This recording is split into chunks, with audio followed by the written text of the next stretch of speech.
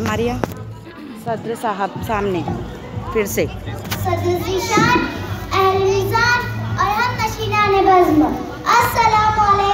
पैर दूर, पैर दूर। नफरतों के नाम पर भी हम तबस्सुम करते हैं, नफरतों के नाम पर भी हम तबस्सुम करते हैं, मोहब्बतों के साथ हम तकल्लुम करते हैं। वो वतन से वफादारी का सबूत मांगते हैं, वो वतन से वफादारी का सबूत। एक मिनट सर, नहीं हिदायत देने दो ना सर। मारिया ये बच्चे लोग क्यों इतनी बातें कर रहे हैं? बेटा कोई भी तकरीर के टाइम ऐसा बीच से उठकर मत जाओ, बच्चे डिस्टर्ब हो रहे हैं ना सर, बोलो ना। यहाँ पे तकरीर करने वाले बच्चे डिस्टर्ब हो जा रहे हैं। बच्चों के साथ जो बड़े लोग हैं वो जरा सा बच्चों को संभालें और स्कूल के बच्चे बिल्कुल खामोशी से बैठे। फिर से करो। हाँ फिर से।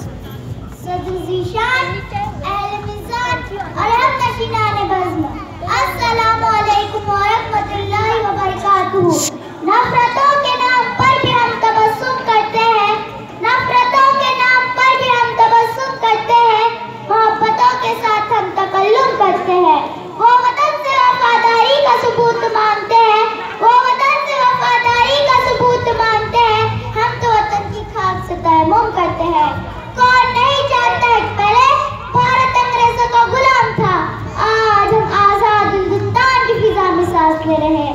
ये आजादी भारत के उन नौजवानों मुजाहिदीन की मरहून मिन्नत है जिन्होंने अपनी जान और धन की कुर्बानी देकर उसे गुलामी के पास जैब से छुड़ाकर आजादी के तख्त ताउस पर ला खड़ा किया। हाज़रीन, हाँ ये वही भारत है जो कल तक जबरदस्ती दुरुस्ती को चला जा रहा था, जिनके लोगों पर जबर इस्तेदाद के पहाड़ डाले जा रहे थे।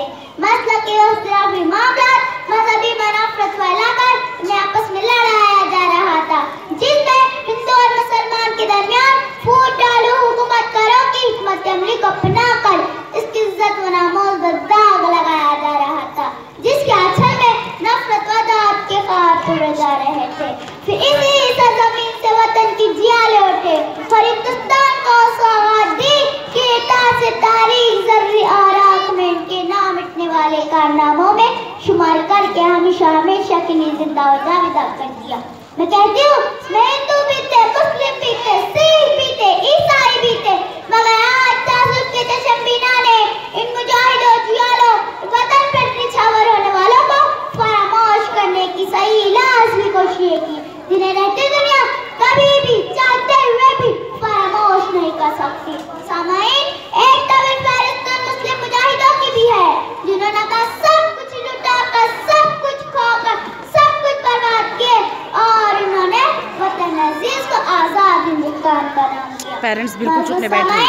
तारीखी कारनामा पलटते जाइए और देखिए उस हिंदुस्तान को जहाँ पर गुलाम का दाग पड़ा हुआ था, उसी मुकाम पर ठहर जाइए जहाँ हमारे पर कुछ चीखेगा, ये खुद बोलेगा एक एक दास्तां।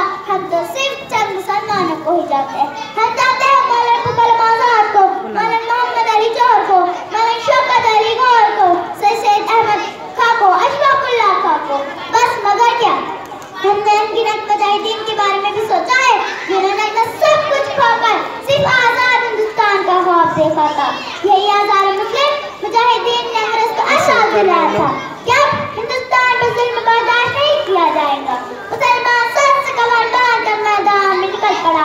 हजार मुस्लिम और गैर मुस्लिम ने अपनी ताकत जोड़ दी।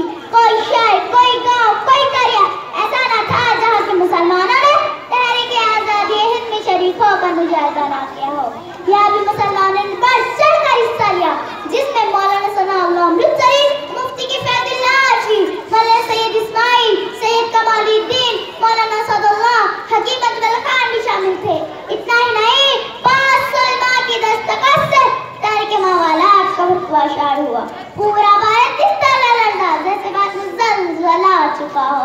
हमने लिखा लहू शहद वफा, हमने लिखा लहू शहद वफा, हम पे इल्जाम बेवफाई है। तहरीक आजादी पहला मुस्लिम मुजाहिद शहीद टीपू सुल्तान से आखिरी मुगल शहंशाह बहादुर शाह जफर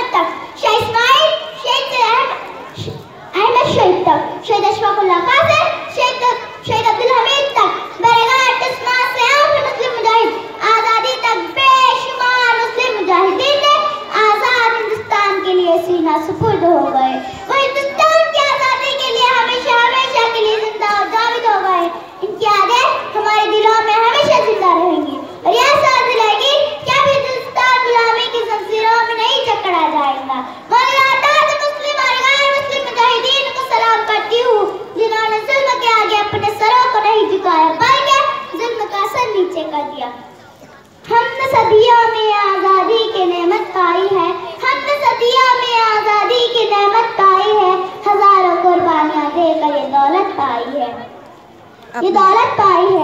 अपनी आज़ादी का हम हरगिज़ मिटा सकते नहीं, अपनी आज़ादी का हम हरगिज़ मिटा सकते नहीं। सर कटा सकते हैं लेकिन सर झुका सकते नहीं। जय हिंद, जय भारत।